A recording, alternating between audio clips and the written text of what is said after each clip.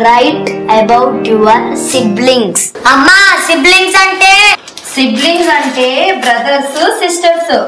My brother's name is Navani.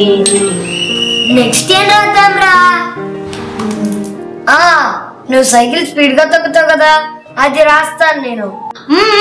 నీకు drawing ఇష్టంగా, అది నేను రాసేస్తాను.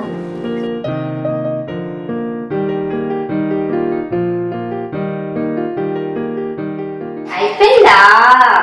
ఏదమ్మా చూపిదా? అదేంట్రా మరి అన్నయ్య చేయి గురించి రాయలేదు ఎక్కడా? వాడైనా నాకు 2 చేతులు ఉన్నాయని రాశాడా?